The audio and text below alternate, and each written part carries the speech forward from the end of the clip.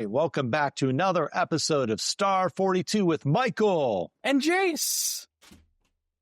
And for those who are listening and not watching, he just threw something again, which is his new thing with throwing things. I just like to throw things. It's fun. I don't blame you. I'm just waiting to hear a throw and then a crash and then a scream of, what was that? As long as I don't hit my boat, I'm happy. Oh, you do have a boat. What kind of boat is it? It's a half-finished Eastern Dory. Oh, half-finished what? Eastern Dory. It's a type of sailboat. It's missing the sail. I have to do the sail still. But I gotta finish it. I gotta do the actual, I've sanded it down, but I haven't added the finishing stuff, and I need to then assemble the sail and put the sail in. It'll get done eventually. All right. Well, eventually is good. Yeah. It's like I tell my wife recently. She was saying, hey, we got to put these blinds up. And, how long has it been since you said you're going to do that? And I'm like, look, when a guy says he's going to do something, he's going to do something. You don't have to remind him every 6 months. And she's like, I don't laugh at that joke anymore because it's getting to be too true. But whatever, fine. In my household, my wife is the handyman, so she does a lot of those things. Oh, so but I don't ask. Great.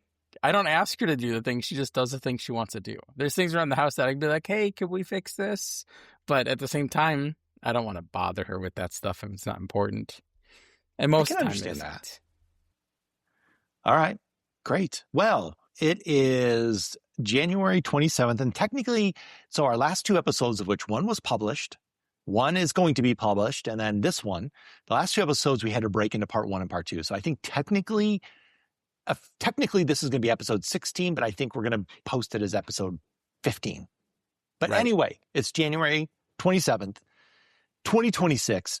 And this past Friday, I just returned from ServiceNow Sales Kickoff. Bum, bum, bum. I don't have any, we're poor and we work, so we're not going to have special effects.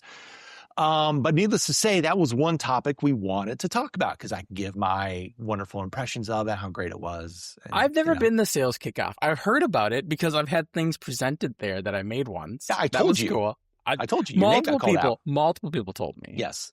So I thought that was kind of cool. So I have to be careful because at Sales Kickoff it is, and for those who don't know, a sales kickoff for an organization is basically saying, hey, we are going to get the sales people together. And oftentimes that includes partners who are part of the sales organization. And we are going to spend a couple days talking about the latest and greatest of this product, our messaging for the year, what we're going to focus on. Oftentimes there's a presentation by the CEO to really get you excited and pumped up for stuff. And I think when I started in my current employer, which you know who it is, but I'm not saying it anyway for whatever reason, the sales kickoff was a few hundred people and it was in Arizona and it was a very tight-knit group. And now we are for ServiceNow Sales Kickoff, it's maybe 8,000. And for a little bit of reference, I remember Nulledge 12 in New Orleans was around 3,000 people for the Nulledge. So needless to say, it is a huge event at Mandalay Bay. I would be very curious what the statistics are of partners who are there versus employees who are there. But I doubt that I'd be able to find any reasonable sources that would share that data with me. But I know there's 2,000 plus partners. There's a lot of partners. So, I mean, if half of them sent 2 people, which is not unreasonable, right? A good amount. That'd be 4,000 people. Yeah, but I think a lot of smaller partners, boutique partners, are not sending people to the sales kickoff because I think in order to attend, there is a cost to it. Oh, of course. Flight, hotel, and maybe even ticket. Yeah. Yeah, there's a ticket. Yeah. And also I did overhear at a dinner, one partner say, I think it was this person, not the partner in general, but they said, yeah, I'm not officially attending. I'm here for the dinner to take the salespeople out. So I'm sure just like Nulledge, there's a lot of people that come that don't buy the ticket. Right. But, the other thing that I've noticed in Vegas, and we've been talking about this, for those who go to Vegas regularly, is Vegas nowadays, number one, is really expensive. And it's not like hey, we're going to give you cheap compensation for you to come spend money gambling or to see shows or whatever. It is now an expensive, hey, hotels could be $600-$700 a night. And also, I've noticed this, Vegas is not the party town like it used to be.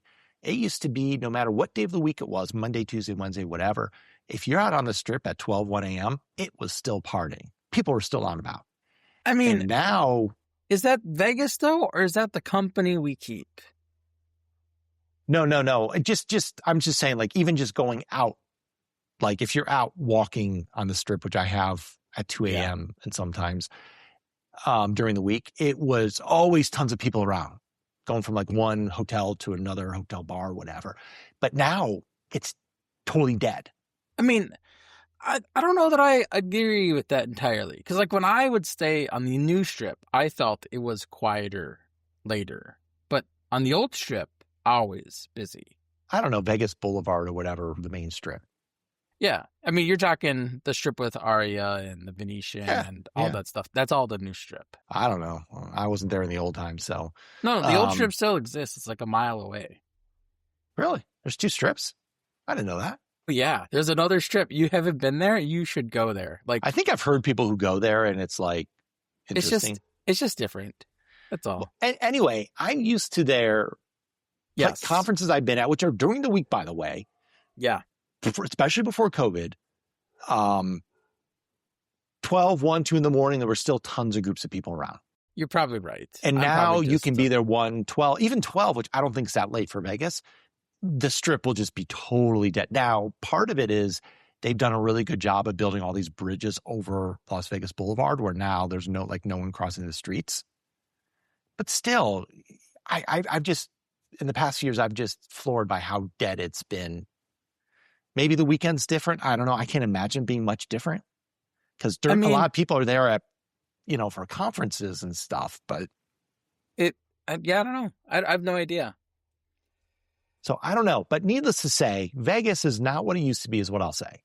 Vegas is not what it used to be. Even though it's needless to say, I'm going to say it's not what it used to be, which is fine for me because, like, I was in bed 9:30, 10 o'clock at night. Like, I went out to dinner, and the dinner went really late.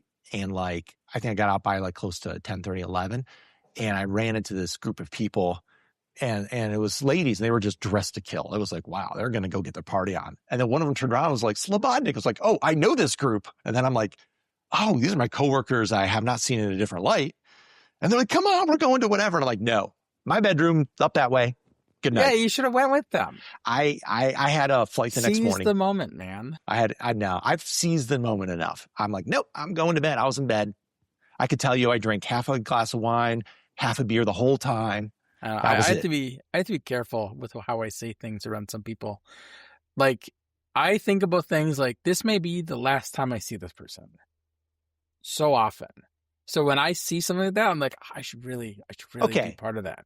I mean, not like they're going to be gone, but last time I might work with them, last time they might work with me. I understand that, but like, yeah, like at Nulledge, for example, texting and like, oh, I get to stay up late and talk to Jace. All for that. All right. But like, people were going out to the club, Hakkasan, whatever, and MGM Grand. I was like, loud music partying. So I was just like, no, I'm already beat. And this is the thing I've noticed about myself. I swear I've got to be autistic. I don't have a diagnosis, but I swear I am. And at Sales Kickoff, they have keynotes just like they have a Nulledge.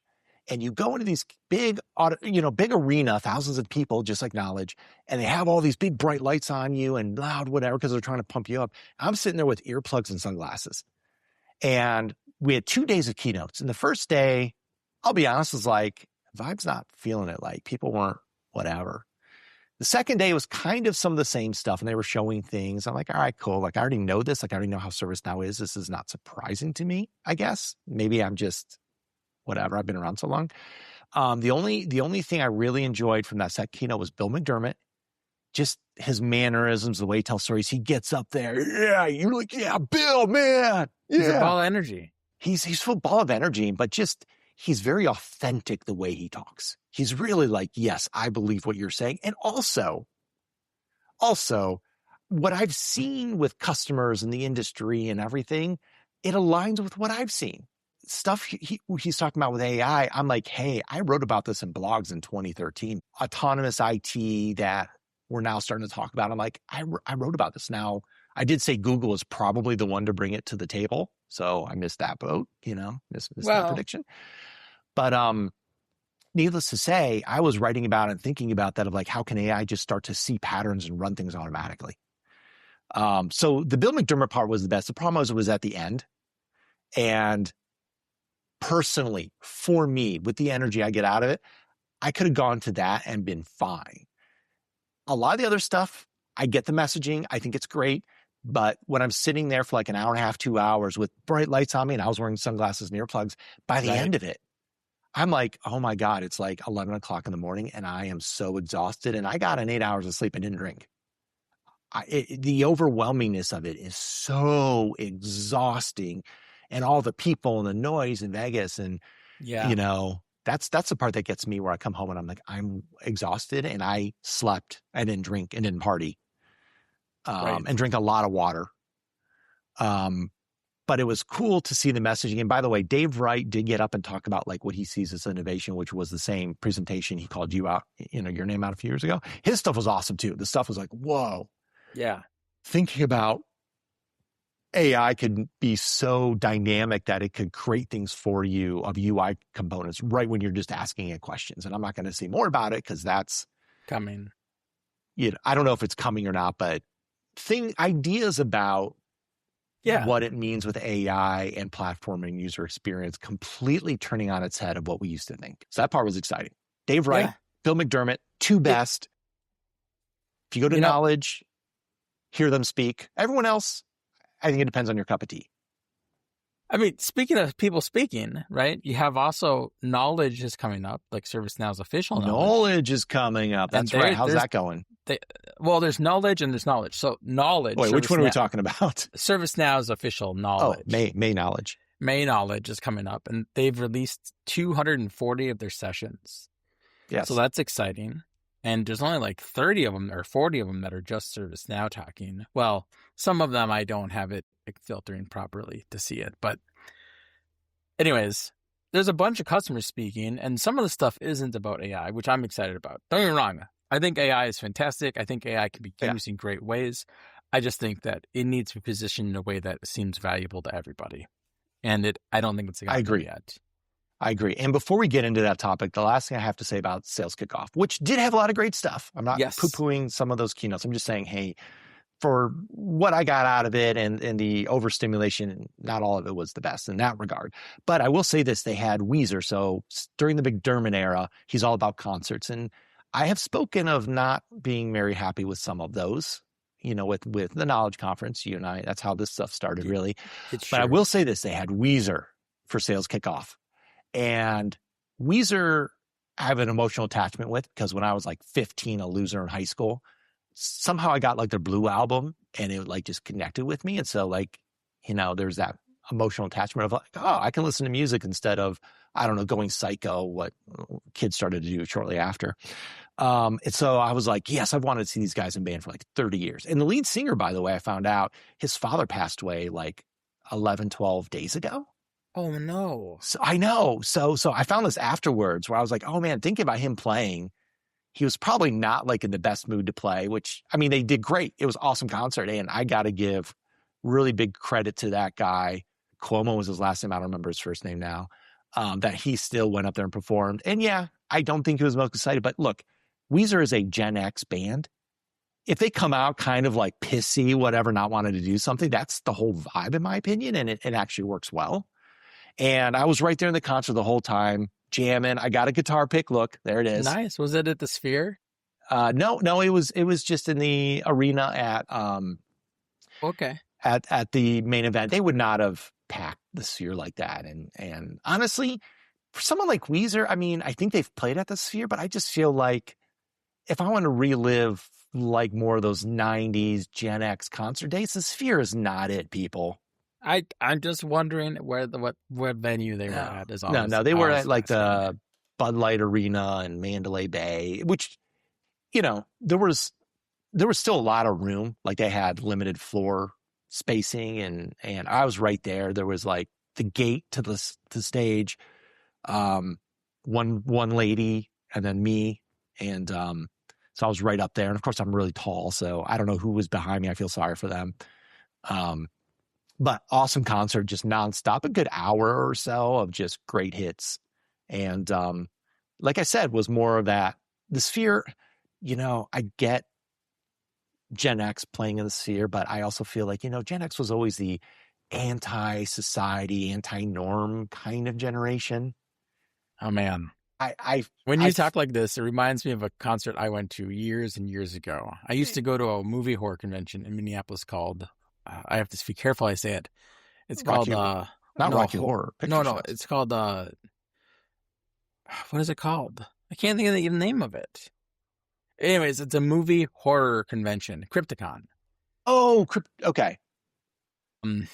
And they had Mushroomhead playing there, and it was in this DoubleTree hotel, but it was like 3 or 4 meeting rooms combined, and so like it was like totally not the place you'd expect to see a pretty much a rock band with water drums beating, throwing lights. Like it was cool. It was cool. Well, I saw Mushroomhead years ago here in Columbus with Rob Zombie.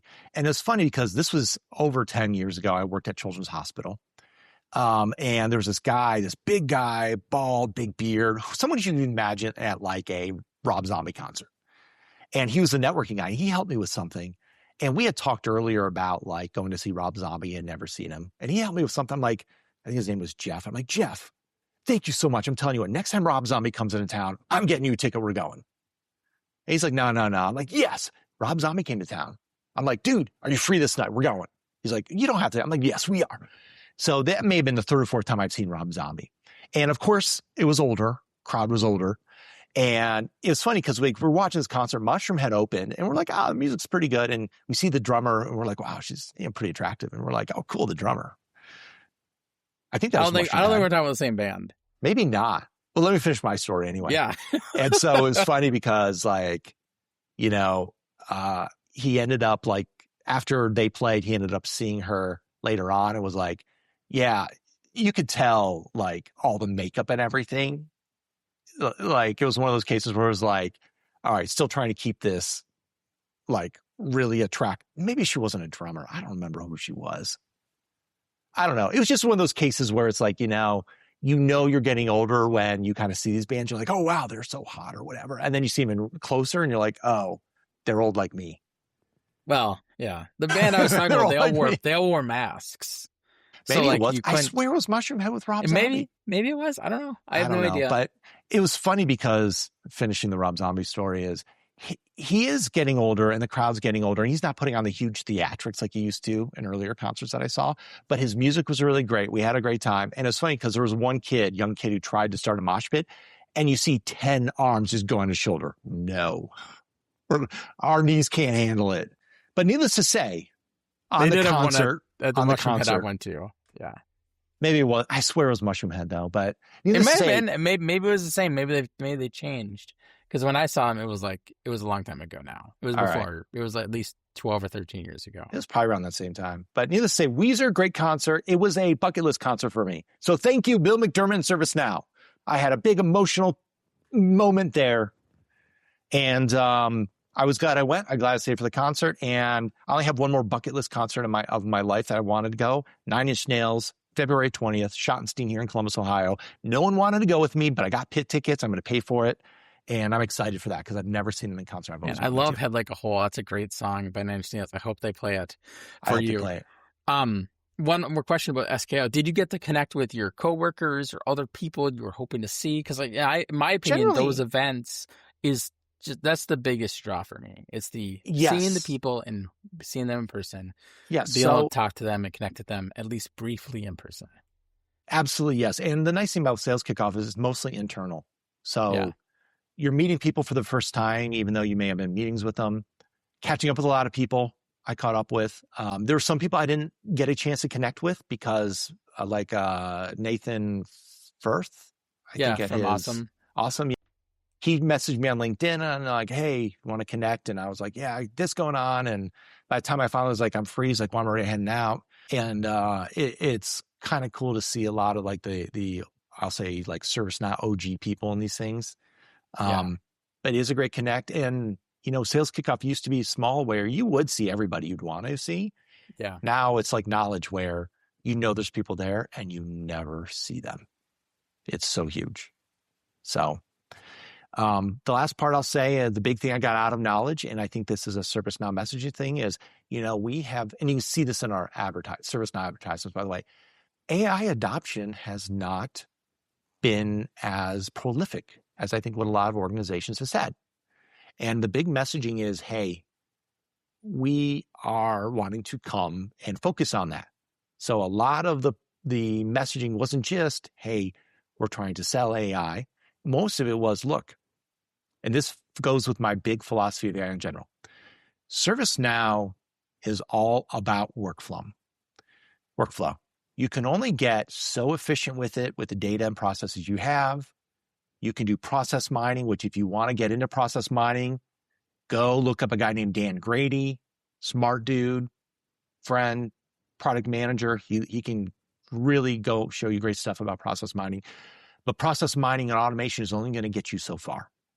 You're going to get to a point you need to start doing AI.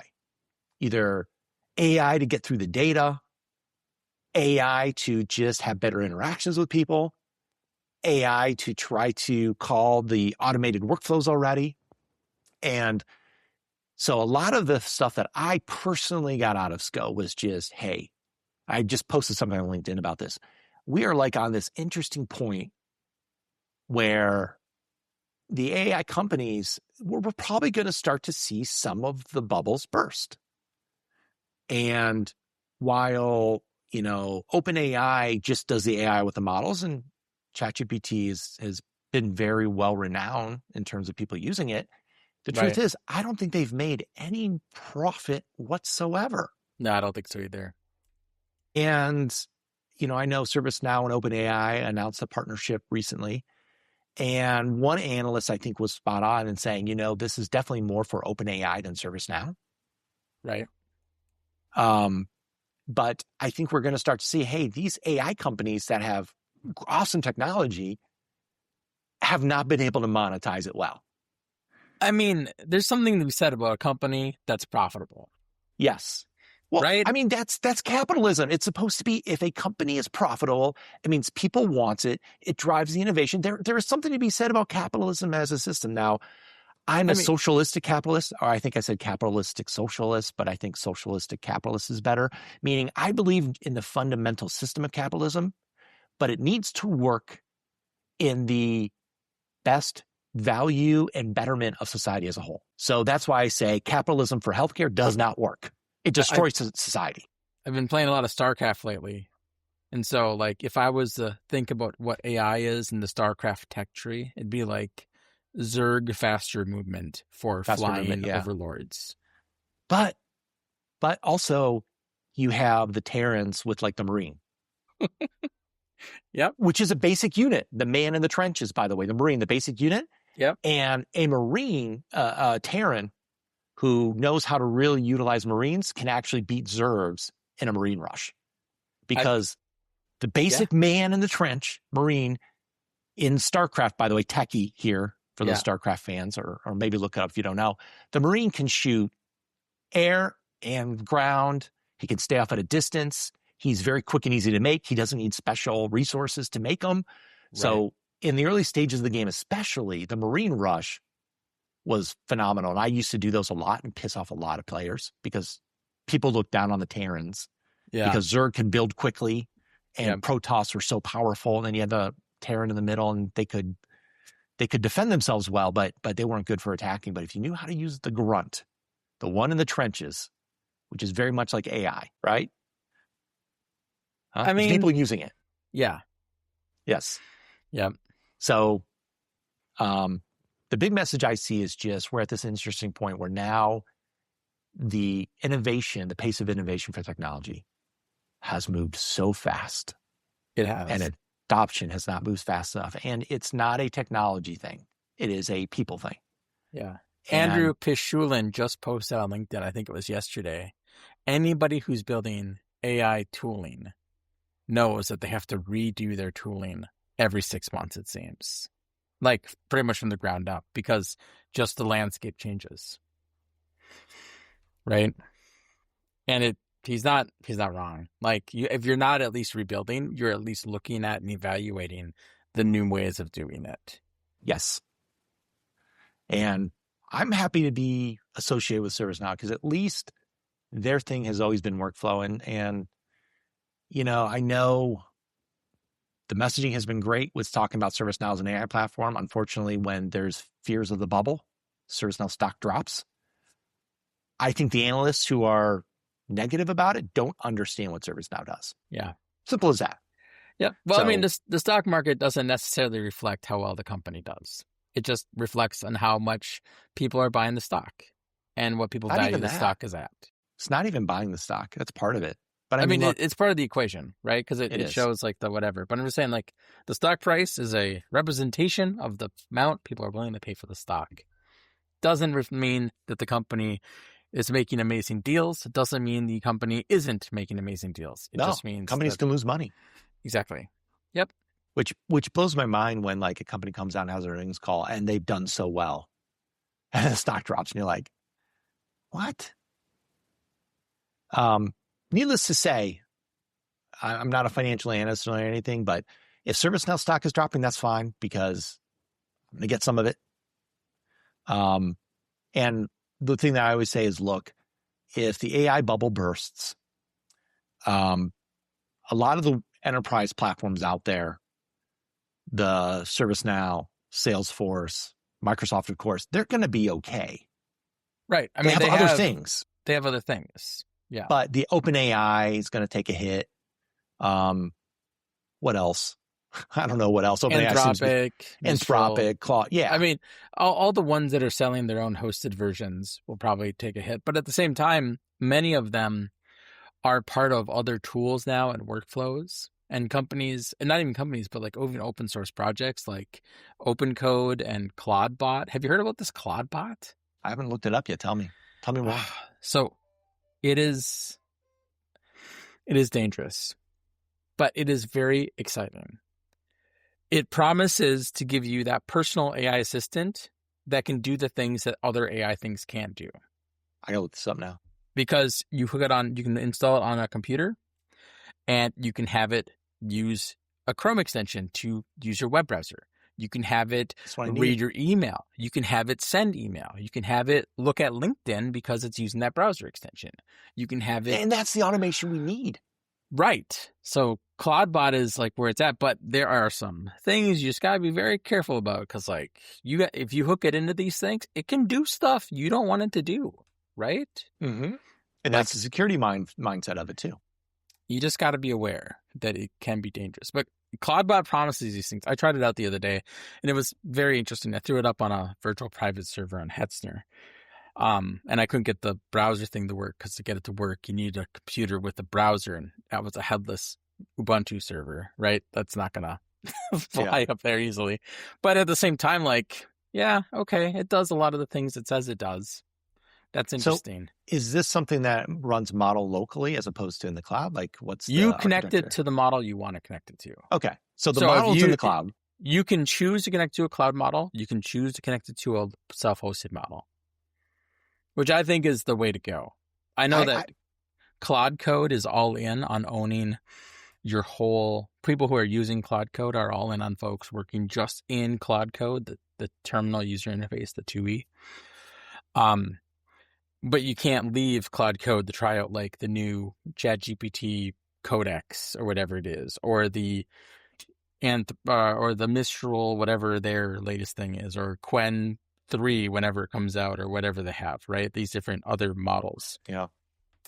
And I think that that's a very wise decision on their part, but very bad for users, because I think when you remove the ability for users to choose what they're going to use, they don't have all the options on the table to pick it, to buy what they want to buy, right?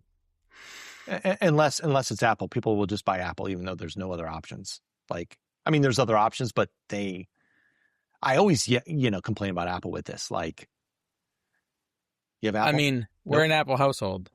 Look, like I have phones. a Mac, and I've had one iPhone before, and if the technology is great and it works for you, it works for you. But when you look at the innovation, what Apple has, and this is my gripe with them, once again, tangent, I'm a father of teenagers, and the Apple parental controls suck big time.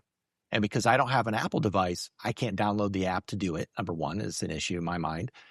And then number two, the whole blue bubble iMessage thing, Tim Cook came and said, well, that's our differentiator, like locking people into this messaging. I'm like, all right, if that is your differentiator as technology and you got nothing else to offer, you kind of lost your edge of innovation here. Like you're done. I mean, you're not wrong. Parental I'm not controls, those, they suck on all the things. They suck on Android too. I had them on Android. They were way better on Android. And the biggest thing is, I'm just a much bigger advocate of physical removal of devices. I agree with you as well, but trust me, Android, number one, they worked. Apple, there's stuff where like, why isn't this working? It breaks constantly. So Android, number one, worked. And number two, you did not need an Android device to run the controls. You could get an Apple and run the Google Family app and still have control. And that's the thing. Yeah. Apple takes away choice, locking in their ecosystem. And I understand part of it is, hey, things are going to work better on Apple. Okay, fine. But there are some things, once again, my socialistic capitalism mind, there are some things that's like, hey, I understand this is a competition of capitalism, but it's a much better, greater good if you have parental controls that can run on my Android. It's much better. To me, it's dumb to not open up iMessage and have iMessage for Android. You know, charge $5 a month for it. Guess what? I will pay $20 a month, $30 a month for me to have my Android phone or my son to have an Android phone and still be an iMessage and be the blue bubble. Is only an America problem, by the way. Outside of America, they use other apps. For some reason, Americans are lazy. They won't download WhatsApp. I'm calling that out, by the way. But yeah, like they're losing revenue on iMessage. And also, hey, look, if I'm on iMessage, I think it's great. On Android, maybe I'll be like, maybe I'll try iPhone instead. Like there's just such a loss in that case. Yeah. Yeah. I mean, I would love to go back to Android, but we're just in the ecosystem. It doesn't exactly. make You're sense. locked in the ecosystem. It doesn't make sense to move But guess out. what? Google stuff, YouTube Music, you can get on Apple. Google and parental controls, you get on Apple. Yeah, I walked away from Google a long time ago. I'm not going back. Nothing wrong with their services. I mean, a lot of the things still work if they don't kill them. That's true. That's another problem. but once again, you can still migrate from. The services are another issue, but that's a whole nother rant. Point being is if locking people in your ecosystem is your innovation, come on, man. You're not innovative anymore. Not wrong. You could expand that to include other things like. Well, Apple's the one I'm picking on, but yes. Yes. I'm going to just leave that where it's at. But yeah, so I'm anyway, glad you had a great time at Sales Kickoff, man. That's awesome. Thanks for giving me the lowdown. I appreciate that. It's like I went there. Exhausting, great messaging, adoption, using AI. We're at a precipice. Yeah. We got to get people working better because my big thing is, man, demographics, we have a shrinking workforce. There's no way hiding it. Like, people aren't having kids, and I understand it's expensive to have kids. Until that changes, healthcare, food, living, and education, those are the four most expensive things we have in society now. Until those drop down, we're going to have less people. Simple as that. Yeah. Well, socialistic capitalism. That's my system. I think we should go that way. Well, ServiceNow keeps dropping more sessions for their Nulledge event in May. Yes. For Nulledge, we've gotten I've gotten 7 submissions for Nulledge Alpha. So that's exciting. I haven't reached out to them and confirmed dates and times with those folks yet, but I'm going to be reaching out to them here soon after the submissions end date comes, which I think is in a few weeks. Or no, I think it's in March. Oh, is that in February 5th? Oh, I got to sign up for that. It's just going to be the speed networking. So it's just a little tiny 90-minute event. People can pop in and then speed network with other individuals, get that social bit in that they want to get in or not if they don't want to. That's up to them. But I'm excited to have it. And I'm excited to say I've got my first sponsors, still figuring out how to get them to do stuff. So I'm golf clapping if you're not watching. You got a sponsor. All right. Yeah, I got a sponsor. Genus Technologies. They're sponsoring Nulledge Alpha. So I'm excited to get all their signage up and start talking about their things. Great. That is fantastic. I don't know. Should we try to find a sponsor for this podcast? I don't know if anyone would want to be associated with some of my comments. Well, I mean, if people want to give us money to help offset the cost of running this, I'm all about it. It's just you offsetting the cost for me. So I'm just kind of mooching on your stuff. But it's like, I don't know, $30 a month or whatever. It's fine. Yeah.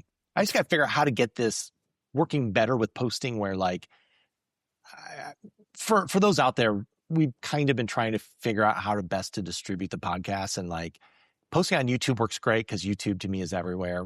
Wonderful. But we're trying to get in the podcast apps. I don't have an account for Apple Podcasts. So either I'm going to have to bite the bullet and get an account, or maybe Jace, you'll have something. And then I did get it published to like the YouTube podcast stuff, but it's like not showing up in my YouTube music. I'm like, I should probably read this great book by the smart guy called Podcasting for Dummies. I bet the latest edition has information on there. I should also read this book. We did have the author of it on this podcast. We did have the author on there. And he did help run an event last year with me. Nulledge. Yes. The OG Nulledge. All right. But yeah. Well, I'm super excited, man. Thanks for talking about the Sales Kickoff. I'm glad we got to talk about Nulledge and Nulledge. They're both coming up. I don't know if I'm going to either. I'm going to Nulledge for sure. I don't know if I'm going to Nulledge. So I don't know if I'm going to Nulledge either. Yeah, we'll see. Honest. We'll see what happens with the cards, so how things play out. But I'll probably know by next episode, I bet. All right. Well, until then, this has been Michael and Jace. Have a good one, everybody. Bye for now.